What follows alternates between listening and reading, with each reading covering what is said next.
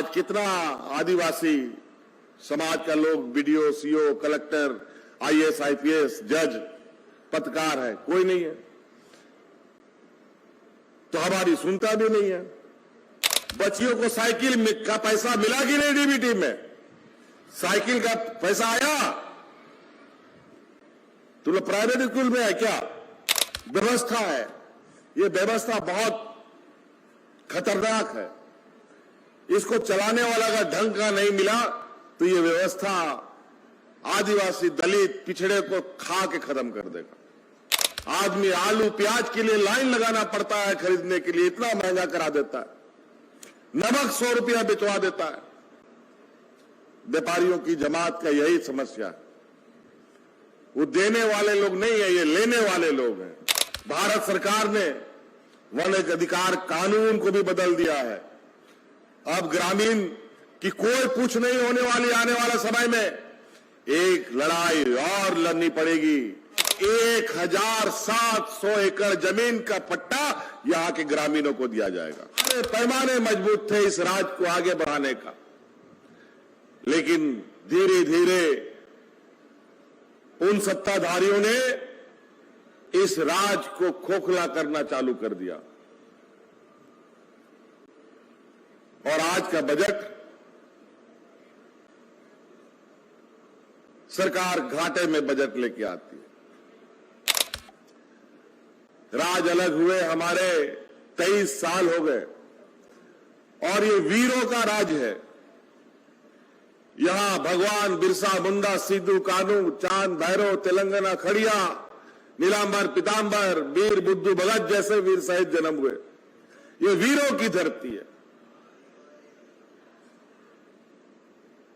आदिवासी मूलवासियों की धरती, जहां सदियों से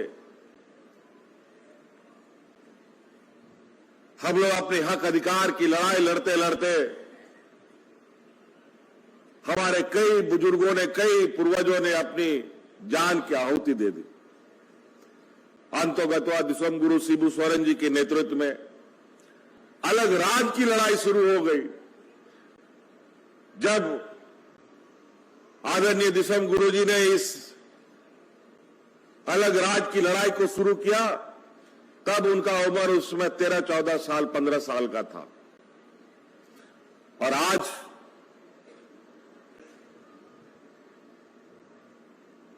उनका उम्र 80 साल से ऊपर हो गया, बुजुर्ग हो गए, लेकिन लड़ाई नहीं छोड़ा और उनके नेतृत्व में अनगिनत आंदोलनकारी शहीद हुए और राज हमें मिला। 23 साल हो गए राज अलग हुए, लेकिन राज को दिशा देने के लिए, राज को विकास के पथों पर आगे बढ़ाने के लिए जिनको जिम्मेवारी मिली, इन लोगों ने, जब सरकार राज अलग हुआ था उस समय सरकार का बजट सरप्लस हुआ करता था। इसका मतलब कि सरकार के पास सारे संसाधन मौजूद थे, सारे पैमाने मजबूत थे इस राज को आगे बढ़ाने का। लेकिन धीरे धीरे उन सत्ताधारियों ने इस राज को खोखला करना चालू कर दिया। और आज का बजट सरकार घाटे में बजट लेके आती है। और बड़ा चतुराई से उन्हीं लोगों के हाथ में ये राज चला गया जो राज को अलग करने के घोर विरोधी रहे। तब हम लोगों ने सोचा, भाई हम लोगों ने राज लड़ करके, हमारे पूर्वज ने तो हमको दिया, लेकिन जिस उद्देश्य से दिया कि यहां के किसानों का, यहां के आदिवासियों का, दलितों का, पिछड़ों का, अल्पसंख्यकों का विकास होगा, वो तो हो नहीं रहा। बल्कि यहां से लोग पलायन कर रहे हैं और यहां पर बाहर से लोग आकर के हमारे राज्य के खनिज संपदाओं पर टूट पड़े। हमारा गांव का गांव कई जिलों में विस्थापित होते चले गए। कहीं कोयला निकाला जा रहा है, कहीं बॉक्साइट निकाला जा रहा है, कहीं लोहा निकाला जा रहा है। अनगिनत तरीके से अलग अलग खनिज संपदाओं के नाम पर, लेकिन बदले में हमारे ग्रामीणों का क्या विकास हुआ वो हम आप सभी जानते हैं। और ये राज को पाने में हमारे अगुआ लोगों को लगभग 40 साल लग गया इस राज को अलग करने के लिए। फिर हम लोगों ने भी सोचा ये तो राज गलत लोगों के हाथ में चला गया। फिर 2019 में हम लोगों ने भी पूरा कमर कस करके ये चुनाव लड़ने का काम किया और आप लोग के आशीर्वाद से उस 20 साल के इस जमात को हम लोगों ने उखाड़ फेंकने का काम किया और सरकार बनाया। कभी आप लोग सोचते थे कि आपके गांव में पदाधिकारी जाएंगे? कभी आप सोचते थे बीडीओ, सीओ, डीसीएसपी आपके गांव में कभी जाएगा? इंजीनियर जाएगा? कर्मचारी जाएगा? अभी भी कई ऐसे हमारे गांव के लोग हैं जो कभी ब्लॉक ऑफिस नहीं देखा। बीडीओ कौन है कभी नहीं देखा, सीओ कौन है कभी नहीं देखा, डीसीएसपी तो बहुत बड़ी बात है। लेकिन आज इस राज्य में गांव गांव में, पंचायत पंचायत में जहां सड़क नहीं है, आने जाने का रास्ता नहीं है, वहां पर भी पदाधिकारी या तो ट्रैक्टर में जा रहा है, या तो मोटरसाइकिल में जा रहा है, या तो बैलगाड़ी में अपना ऑफिस का लैपटॉप, कंप्यूटर और प्रिंटर लेकर के और आपकी समस्या का समाधान कर रहा है। 2021 में जब हम लोगों ने शिविरें लगाई तो 35 लाख आवेदन हमें मिले। दूसरा बार 2022 में जब शिविर लगाया तो 55 लाख आवेदन मिले। तो आप अंदाजा लगाइए 35 लाख और 55 लाख कितना हो गया? 1 करोड़ के लगभग समस्या हमारे गांव के अंदर में है। जब इतनी संख्या हमने देखी, जब हमने इसकी संख्या देखी तो हम अपना माथा पकड़ लिए कि भाई 1 करोड़ समस्या अभी भी गांव में है, तो 20 साल में सरकारों ने क्या किया? क्योंकि कई ऐसे जगह हमारे गांव में आज भी लोग हैं जो 100 साल की उम्र पार कर रहा है, लेकिन वो अभी भी चल रहा है, खेती बाड़ी कर रहा है। लेकिन हमारे गांव में क्यों कमजोर पैदा होगा बच्चा? तब इसका जानकारी, इसका खोजबीन होने के बाद समझ में आया कि हम लोगों ने अपने पूर्वजों का जो संपत्ति था, जो हम लोगों को उन लोगों ने सौंपा, वो सब हम लोगों ने खत्म कर दिया।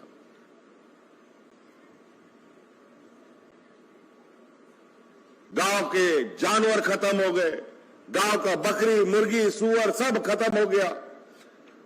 यहां का मूलवासी, यहां का आदिवासी के पास बैंक में भरा हुआ नोट नहीं है। उनके पास अगर कोई धन है तो यही पशुधन के रूप में होता है। गाय, बकरी, इसी को हम लोग पशुधन बोलते हैं। इसी को पाल पोस कर, बढ़ाकर, बेचकर इलाज भी कराते हैं, बच्चों को पढ़ाते भी हैं और घर द्वार भी चलता है। और जिस घर में खाने के लिए मांस, मछली, पीने के लिए गाय का दूध हो, उस घर में कभी भी कुपोषण बच्चा पैदा नहीं हो सकता। लेकिन अब गाय नहीं है, बकरी नहीं है, मुर्गी नहीं है, तो पौष्टिक अनाज मिलेगा कहां? और स्थिति ये आ गई देश के अंदर कि आज लोगों को सरकार के राशन पर जीवित रहना पड़ रहा है। और ये स्थिति हो गई और ये एक दिन के बना हुआ स्थिति नहीं है। ये बरसों से धीरे धीरे इस देश के आदिवासी, दलित, पिछड़े, गरीब को समाप्त करने की एक कार्य योजना चल रही है। आपको याद होगा 2019 के पहले इसी सिमडेगा, कोलेबिरा और गुमला क्षेत्रों में लोग राशन कार्ड हाथ में लेकर के भूख से मरा है।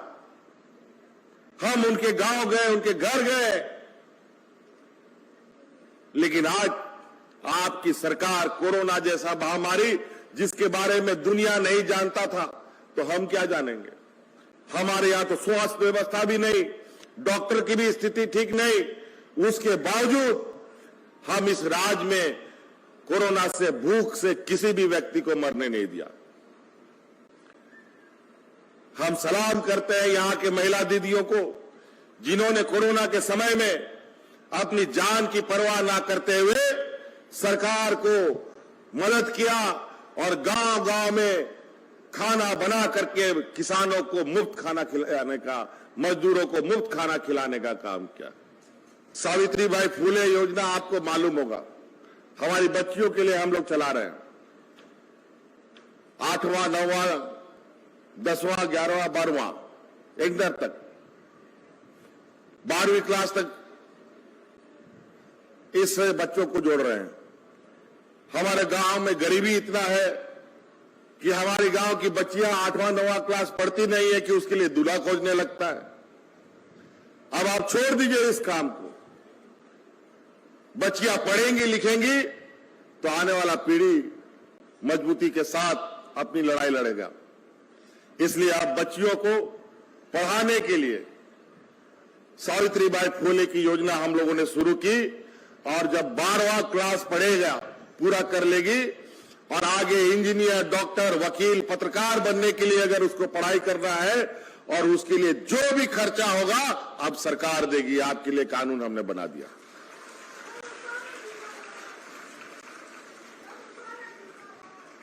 आप उसका, आपको चिंता करने का जरूरत नहीं है। और नौकरी करने के लिए भी अभी जेपीएससी का वैकेंसी निकल रहा है, जेएसएससी के माध्यम से वैकेंसी निकल रहा है। इसके लिए अगर बढ़िया कोचिंग भी आपको कराना है तो सरकार को आवेदन दीजिए, आपको सरकार मुफ्त कोचिंग कराने का काम करेगी और नौकरी दिलाने का काम करेगी। आप अपना किस्मत आजमाओ। अभी हम 400 बच्चों को मुफ्त कोचिंग करा रहे हैं। अलग अलग जिला लोग का आंकड़ा अलग है। रांची में अभी, और इस बार हम लोगों ने पहला चरण पर आदिम जनजाति के बच्चों को लिया है, जो बेचारे अब विलुप्त स्थिति पर हैं, और उनका कोचिंग चल रहा है और अलग अलग एग्जाम में बैठने के लिए अलग अलग तरीके से वो तैयारी कर रहे हैं। सिर्फ कोचिंग ही नहीं बल्कि उसको उनके रहने की भी व्यवस्था, उनको खाने की भी व्यवस्था हम कर दे रहे हैं, ताकि वो पढ़ाई करके कल को बीडीओ, सीओ, कलेक्टर बन करके अपने जनजातीय समाज का नाम रोशन कर पाए। प्रिमिटिव ट्राइब्स, बेचारे आदिम जनजाति, किसी भी तरीके से सरकार एम केन प्रकार उनके लिए योजना तो बनाती है, लेकिन योजना कहां सूख जाता है पता ही नहीं चलता। वो इसलिए कि पढ़ाई लिखाई और सही जगहों पर उनका अनुपस्थिति। आज कितना आदिवासी समाज का लोग BDO, CO, collector, IAS, IPS, जज, पत्रकार है, कोई नहीं है। तो हमारी सुनता भी नहीं है। तो इसलिए आप लोगों को आगे बढ़ने के लिए हर रास्ते हम लोगों ने खोल दिए।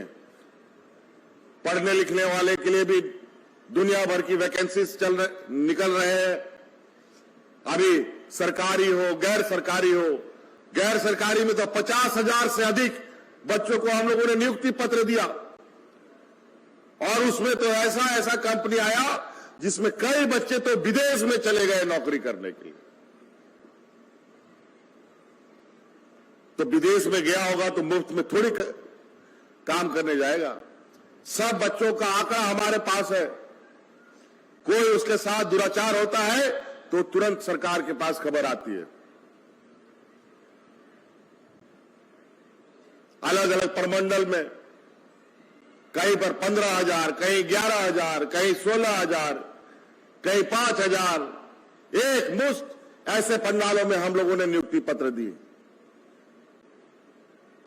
सरकार की योजनाओं में, सरकारी नौकरियों में, अलग अलग क्षेत्र में अब पहली बार कृषि पदाधिकारी का नियुक्ति हुआ। पहली बार हम लोगों ने यहां पर जेपीएससी का नियमावली कभी बना ही नहीं था, उसका नियम बनाया। अलग अलग संवर्ग में नियुक्ति की कोई नियमावली विगत 20 साल में नहीं बना, सबका नियमावली बना बना करके हम लोगों ने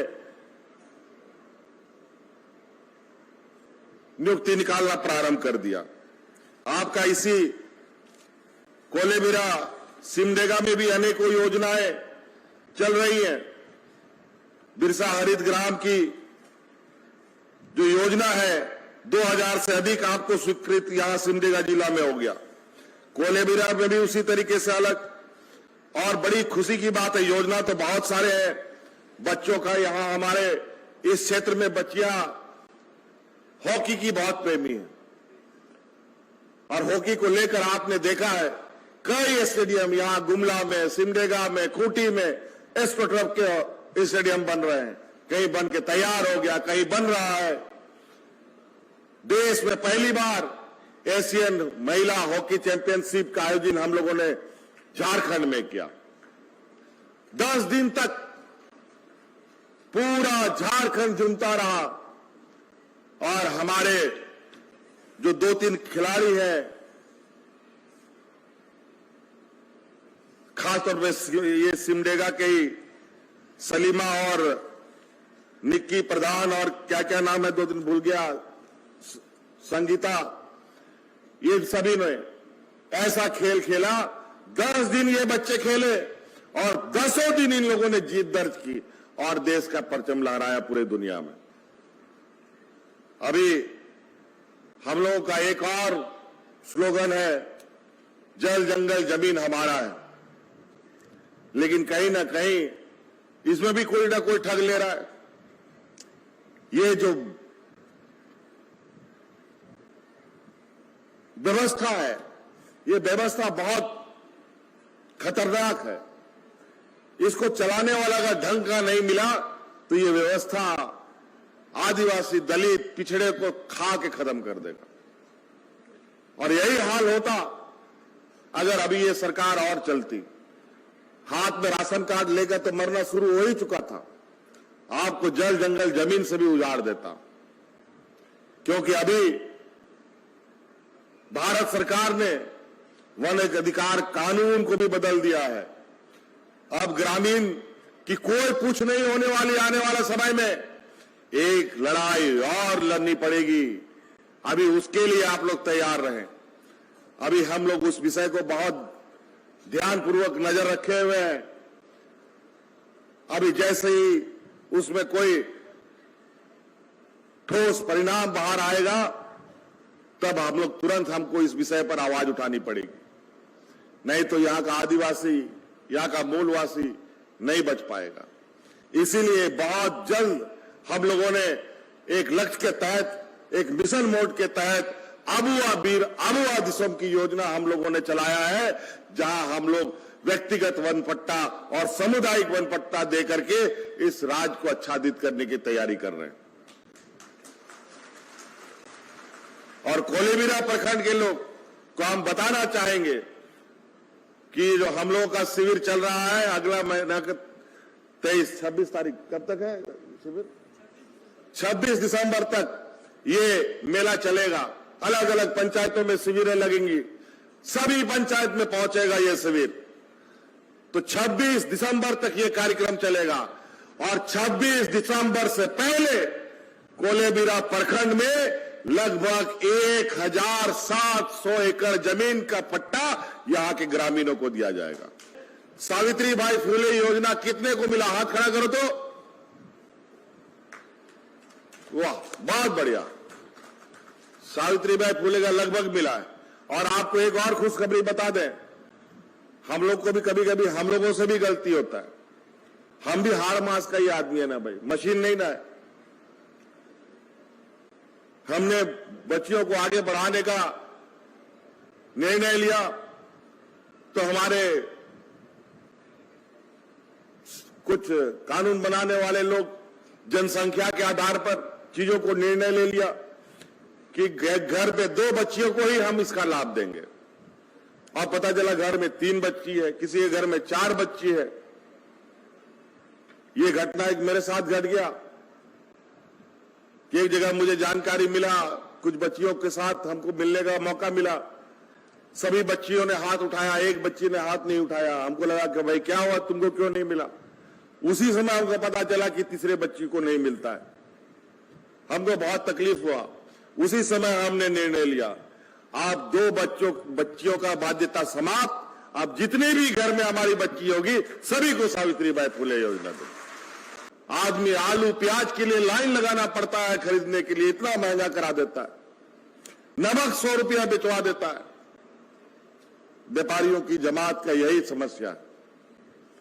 वो देने वाले लोग नहीं है, ये लेने वाले लोग हैं।